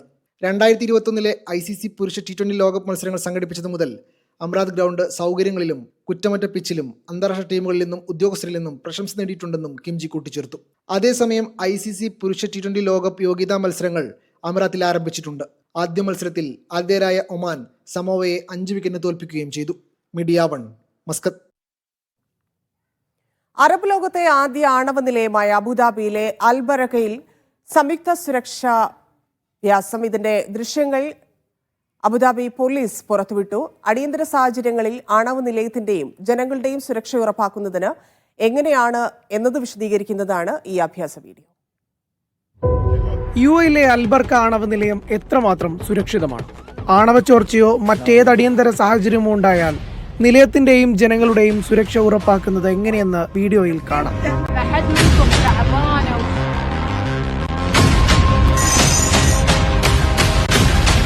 Emergency crisis and disaster management ആണ് സംയുക്ത സുരക്ഷാഭ്യാസം സംഘടിപ്പിച്ചത്. പോലീസ്, സിവിൽ ഡിഫൻസ് തുടങ്ങി 22 പ്രാദേശിക ഫെഡറൽ സ്ഥാപനങ്ങളുടെ സഹകരണത്തോടെയായിരുന്നു അഭ്യാസം. 7 ഫീൽഡ് ടീമുകളും 20 ഓപ്പറേഷൻ സെന്ററുകളും ഇതിൽ പങ്കാളികളായി. ആണവ സുരക്ഷ, റേഡിയോളജിക്കൽ സുരക്ഷ എന്നീ മേഖലകളിൽ അന്താരാഷ്ട്ര സുരക്ഷാ മാനദണ്ഡങ്ങൾ പാലിക്കുന്നുണ്ടെന്ന് ഉറപ്പാക്കാനായിരുന്നു സംയുക്ത അഭ്യാസം. Media 1 Abu Dhabi. കുവൈറ്റ് പൗരത്വം റദ്ദാക്കിയവരെ സർക്കാർ ജോലികളിൽ തുടരാൻ അനുവദിക്കില്ലെന്ന് കുവൈറ്റ് സിവിൽ സർവീസ് ബ്യൂറോ. പൗരത്വം നേടിയതുമായി ബന്ധപ്പെട്ട് തട്ടിപ്പുകൾ നടത്തിയ കേസുകളുടെ പശ്ചാത്തലത്തിലാണ് ഈ നടപടി. പൗരത്വം റദ്ദാക്കപ്പെട്ടവരുടെ ഔദ്യോഗിക പട്ടിക സിവിൽ സർവീസ് ബ്യൂറോ എല്ലാ സർക്കാർ സ്ഥാപനങ്ങൾക്കും കൈമാറി. ഇത്തരം വ്യക്തികൾക്കെതിരെ ഉചിതമായ നടപടി സ്വീകരിക്കാൻ ബന്ധപ്പെട്ട അധികാരികൾക്ക് നിർദ്ദേശം നൽകി.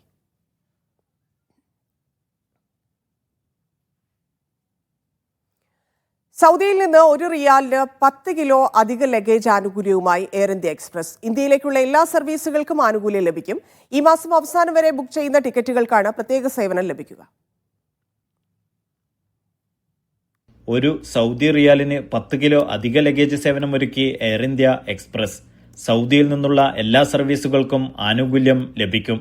ടിക്കറ്റ് ബുക്ക് ചെയ്യുമ്പോൾ തന്നെ 1 റിയാൽ അധികം നൽകി സേവനം ഉപയോഗപ്പെടുത്താം. അല്ലാത്ത പക്ഷം അധിക ആനുകൂല്യം ലഭിക്കില്ല. ഒക്ടോബർ 31 വരെയുള്ള ടിക്കറ്റ് ബുക്കിംഗിനും നവംബർ 30 വരെയുള്ള യാത്രകൾക്കുമാണ് അധിക ആനുകൂല്യം ലഭിക്കുക. നിലവിലെ 30 കിലോക്ക് പുറമെയാണ് 10 കിലോ അധികമായി ലഭ്യമാക്കുന്നത്. ഇതോടെ ഹാൻഡ് ബാഗ് ഉൾപ്പെടെ 47 കിലോ വരെ ഒരാൾക്ക് യാത്രയിൽ കൊണ്ടുപോകാൻ സാധിക്കും. ഓഫ് സീസണിൽ കൂടുതൽ ബുക്കിംഗുകൾ ലക്ഷ്യമിട്ടാണ് വിമാന കമ്പനി അധിക സേവനവുമായി രംഗത്തെത്തിയത്. Naushad റിക്കൂർ, media 1, Dammam.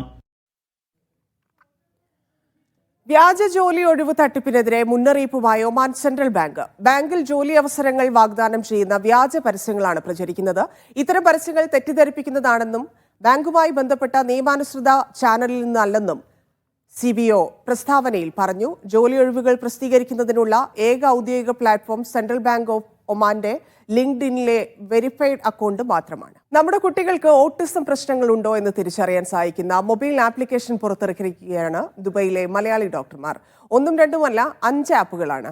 ഭിന്നശേഷിക്കാരുടെ ജീവിതം മെച്ചപ്പെടുത്തുന്ന സാങ്കേതിക വിദ്യകൾ പരിചയപ്പെടുത്തുന്ന ദുബായ് ആക്സസിബിലിറ്റി പ്രദർശനത്തിലാണ് ഈ ആപ്പുകൾ പുറത്തിറക്കിയിരിക്കുന്നത്. കോട്ടയം ആസ്ഥാനമായ ഓട്ടിസം കേന്ദ്രമാണ് ഈ സംവിധാനം വികസിപ്പിച്ചത്.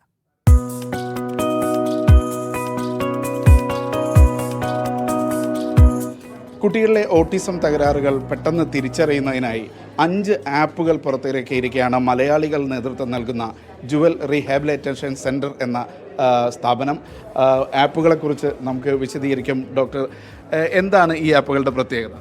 കുഞ്ഞുങ്ങൾക്ക് എന്തെങ്കിലും തരത്തിലുള്ള ഡെവലപ്മെൻറ്റൽ ഡിലേ ഉണ്ടോ എന്നുള്ളത് നമ്മളൊരു ഇൻസ്റ്റിറ്റ്യൂഷനിൽ പോകാതെ പേരൻസിന് അല്ലെങ്കിൽ മാതാപിതാക്കൾക്ക് വീട്ടിൽ തന്നെ അത് പരിശോധിച്ചറിയാനും അതുപോലെ തന്നെ ഈ കുഞ്ഞുങ്ങളെ എങ്ങനെ ഈ പറയുന്ന ഡെവലപ്മെൻറ്റൽ ഡിലേ എങ്ങനെ മറികടക്കണമെന്നുള്ളത് കുഞ്ഞുങ്ങളെ വീട്ടിൽ തന്നെ പരിശീലിപ്പിച്ചെടുക്കാൻ സഹായിക്കുന്ന തരത്തിലുള്ള ആപ്പുകളാണ് നമ്മൾ ഡിസൈൻ ചെയ്തിരിക്കുന്നത്. നമ്മളുടെ ക്ലിനിക്കൽ പ്രൊഫഷണൽസ് കഴിഞ്ഞ 2.5 വർഷമായി റിസർച്ച് ചെയ്തതിൻ്റെ ഭാഗമായിട്ടാണ് നമ്മൾ ഈ ആപ്ലിക്കേഷൻസ് ഡെവലപ്പ് ചെയ്തിരിക്കുന്നത്. പൂർണ്ണമായും മലയാളികളാണോ ഇതിന് പിന്നിലുള്ളത്? കൂടുതലും മലയാളികളാണ് ഇതിൽ പ്രവർത്തിച്ചിരിക്കുന്നത്. അതെ, ഇപ്പോൾ ഇംഗ്ലീഷിലാണ് ഈ 5 ആപ്പുകളും. അതെ, ഇനി ഏതെങ്കിലും ഭാഷയിലേക്ക് മാറ്റുന്ന അങ്ങനെ എന്തെങ്കിലും പദ്ധതിയുണ്ടോ? അതെ, അറബിക്കിലേക്ക് നമ്മൾ ഇനി മാറ്റാനായിട്ട് ആഗ്രഹിക്കുന്നുണ്ട്. അത് മലയാളത്തിലേക്ക് തന്നെ അടുത്ത ഒരു വേർഷൻ ഇറക്കാനായിട്ട് ശ്രമിക്കുന്നുണ്ട്. എന്തിനാണ് ഈ 5 ആപ്പുകൾ? കാരണം ഒരു ആപ്പിൽ നമുക്കൊരു ഫോക്കസ് കിട്ടുന്ന ഒരു 45 മിനിറ്റൊക്കെ ഉള്ളൂ. അപ്പോൾ ഈ പ്രശ്നങ്ങൾ ഇൻ ഡെപ്തിൽ മനസ്സിലാക്കണം. ഇപ്പോൾ സപ്പോസ് കുട്ടി ലാംഗ്വേജ് എത്ര വയസ്സിൻ്റെ ലാംഗ്വേജ് ഉണ്ട്, അല്ലെങ്കിൽ കുഞ്ഞ് 4 വയസ്സുണ്ടെങ്കിലും എത്ര വയസ്സിൻ്റെ വരെ സംസാരം കുട്ടിക്കുണ്ട്, കമാൻഡ്സ് കേൾക്കുന്നത് ഫോളോ ചെയ്യുന്നുണ്ടോ, അങ്ങനത്തെ കുറേ ഡീറ്റെയിൽ ക്വസ്റ്റനെയറാണ് നമ്മൾ ഇൻക്ലൂഡ്. അപ്പോൾ അതുകൊണ്ട് സ്പെസിഫിക് ആയിട്ട് ഓരോ ഏരിയാസ് തിരിച്ചിട്ട്, ഇപ്പം സ്കൂൾ റെഡിനെസ്, ഇപ്പം ഇവിടെ ഫേസ് ചെയ്യുന്ന പ്രശ്നമാണ്, സ്കൂളിൽ പോയി കഴിയുമ്പോൾ കുട്ടി അഡ്മിഷൻ കിട്ടാറില്ല, കുട്ടി റെഡി ആയിട്ടില്ല. അപ്പം സ്കൂളിൽ പോകാൻ എൻ്റെ കുഞ്ഞ് റെഡിയായോ, സ്കൂൾ റെഡിനെസ്സാണ്. വിർച്വൽ ഓട്ടിസം, സ്ക്രീൻ കാരണം എൻ്റെ കുഞ്ഞിന് ഡിലേ ഉണ്ടായിട്ടുണ്ടോ. അപ്പോൾ ഇത് വളരെ തരം തിരിച്ചിട്ടാണ് നമ്മുടെ ടീം അത് ചെയ്തിരിക്കുന്നത്. അതിൽ ഈ 5 ആപ്പുകളിൽ ഏറ്റവും കൂടുതൽ ആളുകൾ യൂസ് ചെയ്യേണ്ടി വരുന്നത് ഏതായിരിക്കും? പെട്ടെന്നുള്ളൊരു സ്ക്രീനിങ് ആവശ്യമായിരുന്നത് ഏത് ഘട്ടത്തിലായിരിക്കും? എസ്കോട്ട് ആപ്പാണ്, ചൈൽഡ് എസ്കോട്ട് ആപ്പ്. ഇതിൽ ജുവൽ ചൈൽഡ്സ് ആപ്പ് എന്നും പറയാറുണ്ട്. അത് ഓൾറെഡി നമ്മുടെ വെബ്സൈറ്റിൽ iOS-ലും ഉണ്ട്, ആൻഡ്രോയിഡിലും അവൈലബിൾ ആണ്, ഫ്രീ ആപ്പാണ്. അതെന്ന് പറഞ്ഞാൽ ഒരു അമ്മയ്ക്ക് ഒരു 45 മിനിറ്റ്സ് ടു 1 അവർ കൊണ്ട് ഏതൊക്കെ മേഖലകളിൽ എൻ്റെ കുഞ്ഞിന് ഒരു ഗ്യാപ്പ് ഉണ്ടെന്നുള്ളത് അറിയാൻ പറ്റും. അതാണ് ഏറ്റവും ഇഫക്റ്റീവായിട്ടുള്ള, അതിലേക്ക് പേരൻസിന് ഏറ്റവും കൂടുതൽ ഉപയോഗമുള്ള ഒരു ആപ്പ് എന്ന് പറയുന്നത്.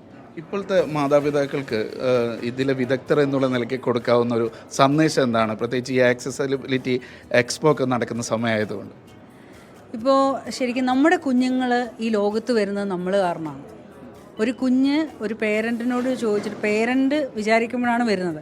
അപ്പോൾ അങ്ങനെ ഒരാൾ നമ്മളെ മാത്രം ആശ്രയിച്ച് totally innocent helpless human being ആണ് ഒരു കുഞ്ഞ്. അങ്ങനെ ഒരാൾ വരുമ്പം അവർ വളർന്ന് ഇൻഡിപെൻഡൻ്റ് ആവുന്നത് വരെ എല്ലാ രീതിയിലും അവരെ സപ്പോർട്ട് ചെയ്യാൻ, ഇമോഷണലി, ഫിസിക്കലി, മെൻ്റലി സപ്പോർട്ട് ചെയ്യാൻ ബാധ്യസ്ഥരായവരെയാണ് നമ്മൾ പേരൻസ് എന്ന് പറയുന്നത്. അപ്പോൾ ആ കുഞ്ഞുങ്ങൾ വരുമ്പോൾ അവർക്ക് എന്താണ് വേണ്ടത്, അല്ലെ 1 വയസ്സ് മുതൽ 4 വയസ്സ് വരെ ഒരു കുഞ്ഞിന് എന്താണ് ആവശ്യം. മെജോറിറ്റി ഡെവലപ്മെൻറ്റ് 80% ബ്രെയിനിൽ നടക്കുന്നത് 80% വരുന്നത് 4 വയസ്സിനുള്ളില്ല. നല്ലൊരു ന്യൂറോ മെച്ചുറേഷൻ ഒരു കുഞ്ഞിനെ നല്ലൊരു ഇൻഡിവിജ്വൽ ആവാൻ പറ്റുള്ളൂ. ആ സമയം നമ്മൾ വേസ്റ്റ് ചെയ്യരുത്. ആ കുഞ്ഞിൻ്റെ ജീവിതത്തിലെ ഗോൾഡൻ ടൈമാണ്. ദയവേത് സ്ക്രീൻ കഴിയുന്നതും ഡിലേ ചെയ്തുകൊണ്ട് പോവുക. അത് കാരണം കുഞ്ഞുങ്ങളുടെ ബ്രെയിനിൻ്റെ മെച്ചുറേഷൻ വളരെ നല്ല രീതിയിൽ അഫക്റ്റഡ് ആവുന്നുണ്ട്. അപ്പോൾ ദയവേത് അത് ഡിലേ ചെയ്ത് നാച്ചുറൽ സ്റ്റിമുലേഷൻ, സംസാരിക്കുക, കളിക്കുക, ചിരിക്കുക, കളിപ്പിക്കാൻ കൊണ്ടുപോകുക, വെള്ളത്തിലോ പൂളിലോ ഫിസിക്കൽ ആക്ടിവിറ്റീസ് കൊടുക്കുക. ഇതെല്ലാം ഒരു കുഞ്ഞിനെ ഹെൽപ്പ് ചെയ്യുന്നതാണ്. ഓട്ടിസം ബാധിതരെ മുഖ്യധാരയിലേക്ക് കൊണ്ടുവരാൻ സഹായിക്കുന്ന 5 ആപ്പുകളാണ് ഇപ്പോൾ പുറത്തിറക്കിയിട്ടുള്ളത്. അക്ഷയ് പേരാവൂരിനൊപ്പം Shino Shamsuddin, media one, Dubai. വിദ്യാർത്ഥികളുടെ പഠന മികവിനെ മീഡിയ വൺ UAE-യിൽ സംഘടിപ്പിക്കുന്ന മബ്രൂക്ക് പ്ലസിന്റെ വെബ്സൈറ്റ് പ്രവർത്തനം ആരംഭിച്ചു. അവതാരകനും നടനുമായ മിഥുൻ രമേശ് വെബ്സൈറ്റിന്റെ ഉദ്ഘാടനം നിർവഹിച്ചു. മബ്രൂക്ക് പ്ലസിലേക്കുള്ള 8 തരം രജിസ്ട്രേഷന് വെബ്സൈറ്റിൽ സൗകര്യമുണ്ടാകും.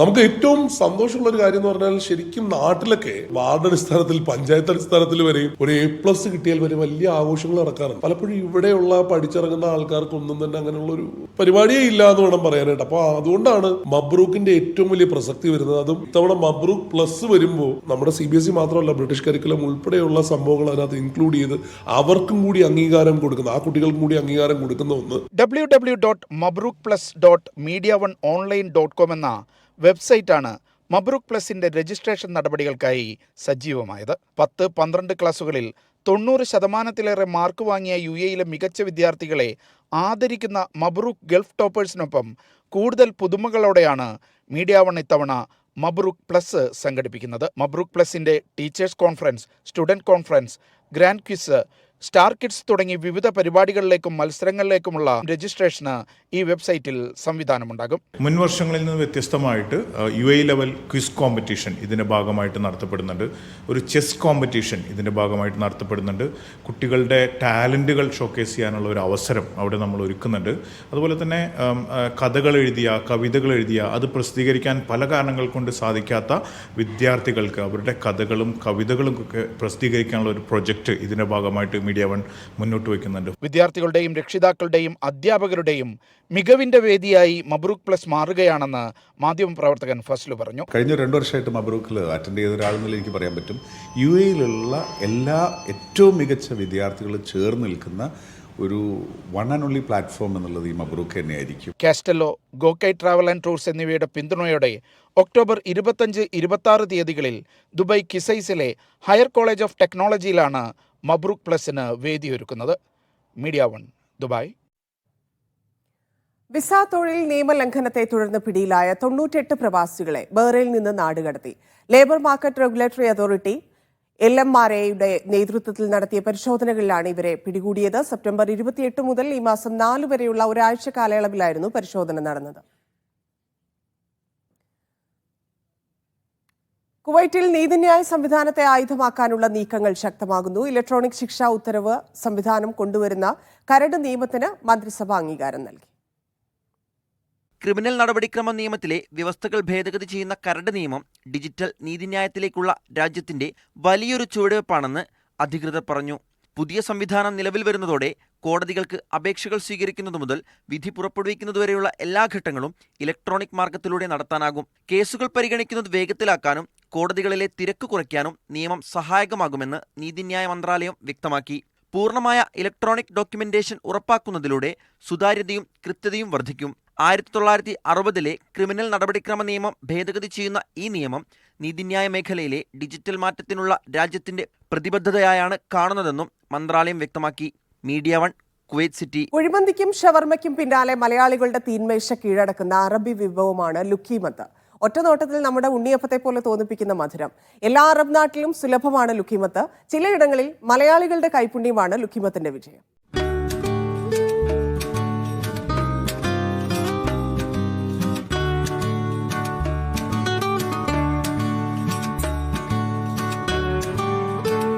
ഷാർജയിലെ അമ്പര ചുംബികൾക്ക് താഴെ ഇങ്ങനെ ഒരു ചായക്കട.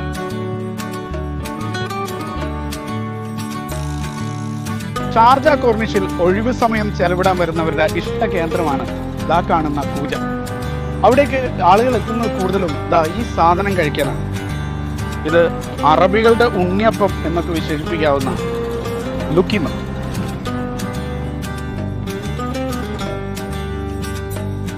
ഇവിടെ വൈകുന്നേരങ്ങളിൽ കയ്യിലൊരു കപ്പ് ലുക്കീമത്തുമായി കടലിലേക്ക് കണ്ണും നട്ടിരിക്കാൻ നല്ല രസമാണ്.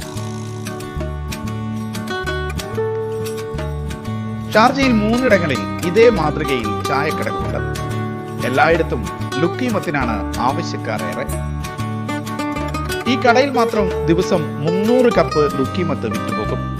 ഏകദേശം 3000-ഓളം അപ്പങ്ങൾ. Minimum maybe 300 cup, 300 cup, 400 cup. 300 400 एक कप में 8 पीस 9 पीस. ലുക്കീമത്തിന് ഞാൻ പരിചയപ്പെട്ടത് ഒരു അറബ് ഹൗസിൽ നിന്ന് കഴിച്ചിട്ടാണ്. പക്ഷെ അന്ന് അവിടുത്തെ ടേസ്റ്റ് അത്ര ഇഷ്ടമായാലും പിന്നെ ഫ്രണ്ട്സിൻ്റെ കൂടെ കോർണിഷാണ് വന്നത്. അപ്പോൾ ഇവിടെ അവർ കഴിച്ചപ്പോൾ ട്രൈ ചെയ്തതാണ്. അപ്പോൾ എനിക്കിഷ്ടമായി. പിന്നെ എപ്പോഴും എനിക്ക് ഏത് പുതിയ ഫ്രണ്ട്സ് കിട്ടിയാലും ആര് വന്നാലും ശരി, വീട്ടിൽ നിന്ന് എല്ലാവരും വന്നപ്പോഴും ഞാൻ ഇവിടെ കൊണ്ടുവന്നിട്ടാണ് ലുക്കീമത്ത് ട്രൈ ചെയ്തത്.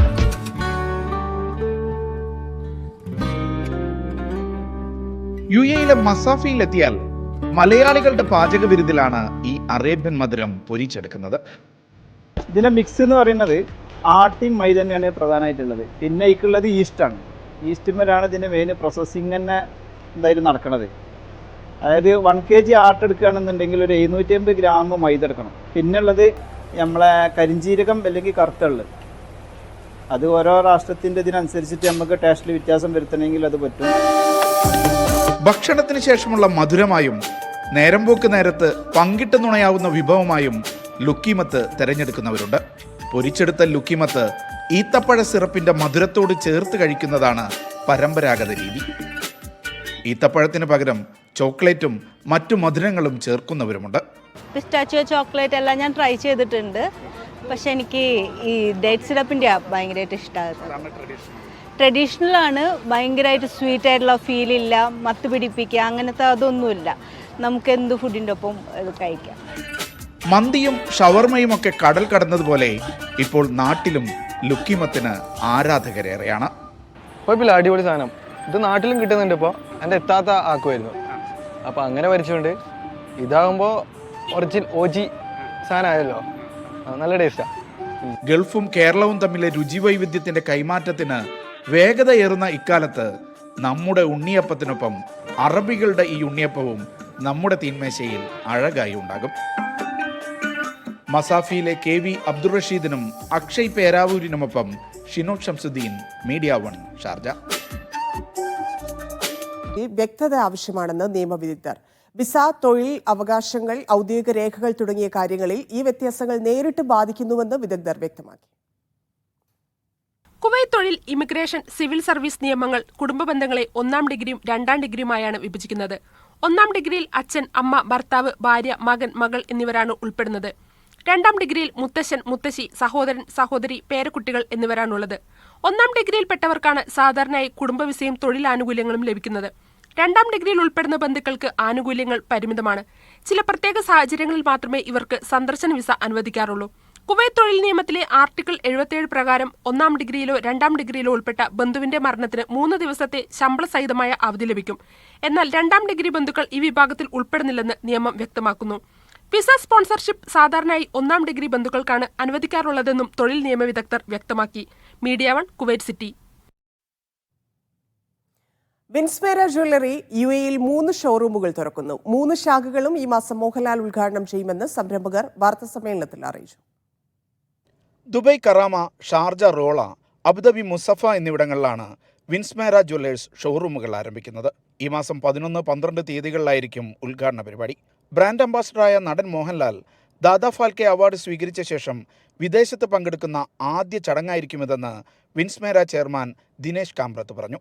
ഒക്ടോബർ 11 വൈകിട്ട് 7 മണിക്ക് ഷാർജ റോളയിൽ വെച്ചിട്ടാണ് ആദ്യത്തെ ഉദ്ഘാടനം. രണ്ടാമത്തെ ഉദ്ഘാടനം ഒക്ടോബർ 12 രാവിലെ 11 മണിക്ക് ദുബായ് കരാമ സെന്ററിലും. മൂന്നാമത്തെ ഉദ്ഘാടനം അന്ന് തന്നെ വൈകിട്ട് അബുദാബി മുസഫയിലും 7 മണിക്ക്. പത്മഭൂഷൺ മോഹൻലാലാണ് ഞങ്ങളുടെ ഉദ്ഘാടനത്തിന് വേണ്ടി വരുന്നത്. ദാദാ സാഹിബ് ഫാൽക്കെ അവാർഡ് കിട്ടിയതിനു ശേഷമുള്ള ആദ്യത്തെ ഓവർസീസ് വിസിറ്റ്. അത് നമ്മുടെ UAE തന്നെ വരാൻ പറ്റിയെന്നുള്ളത് നമുക്ക് എല്ലാവർക്കും അഭിമാനിക്കാൻ പറ്റും. ഈ വർഷം 7 ഷോറൂമുകൾ തുറക്കാനാണ് കമ്പനി ലക്ഷ്യമിടുന്നത്.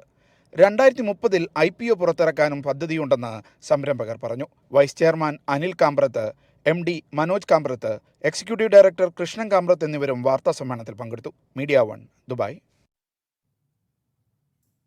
ഇനി മറ്റ് ഗൾഫ് വാർത്തകൾ ചുരുക്കത്തിൽ. ഖത്തർ ബോട്ട് ഷോയുടെ ടിക്കറ്റ് വിൽപ്പന ആരംഭിച്ചു. നവംബർ 5 മുതൽ 8 വരെ ഓൾ ദോഹ പോർട്ടിലാണ് ബോട്ട് ഷോ. കുവൈത്തിൽ മാധ്യമ സ്ഥാപനങ്ങളെ പബ്ലിക് പ്രോസിക്യൂഷനിലേക്ക് റെഫർ ചെയ്യുന്നതിൽ 90% കുറവുണ്ടായതായി വാർത്താവിതരണ മന്ത്രാലയം. National media as an action service Kuwait vision 2035 എന്ന പേരിൽ സംഘടിപ്പിച്ച പാനൽ ചർച്ചയിലാണ് വിവരം പുറത്തുവിട്ടത്. ബഹ്റൈനിലെ വിദേശ തൊഴിലാളികളുടെ അക്കാദമിക് പ്രൊഫഷണൽ യോഗ്യതകൾ ജോലിയിൽ പ്രവേശിക്കുന്നതിന് മുൻപ് പരിശോധിക്കാൻ പുതിയ സമിതിക്ക് രൂപം നൽകണമെന്ന് നിർദ്ദേശം. പാർലമെന്റിൽ 5 MPമാരാണ് നിർദ്ദേശം സ്പീക്കർക്ക് സമർപ്പിച്ചത്. സ്പീക്കർ നിർദ്ദേശം സർവീസ് കമ്മിറ്റിക്ക് കൈമാറി. ഖത്തറിലെ കോട്ടയം നിവാസികളുടെ സംഘടനയായ അക്ഷരനഗരി അസോസിയേഷന്റെ ഓണാഘോഷം തുമാമ ഒലീവ് ഇന്റർനാഷണൽ സ്കൂളിൽ നടന്നു. Indian embassy first secretary doctor Aayish Singhal ഉദ്ഘാടനം ചെയ്തു. കഴിഞ്ഞ വർഷം 10ാം ക്ലാസ് പരീക്ഷ വിജയിച്ച വിദ്യാർത്ഥികളെ ആദരിച്ചു. KMCC Bahrain east Riffa area CH Muhammad Koya അനുസ്മരണ സമ്മേളനം സംഘടിപ്പിച്ചു. KMCC ബഹ്റൈൻ സംസ്ഥാന പ്രസിഡന്റ് ഹബീബ് റഹ്മാൻ ഉദ്ഘാടനം ചെയ്തു. BCF ഇന്റർ സ്കൂൾ കപ്പ് ഫൈനലിൽ ഇന്ത്യൻ സ്കൂൾ ബഹ്റൈൻ ജേതാക്കളായി.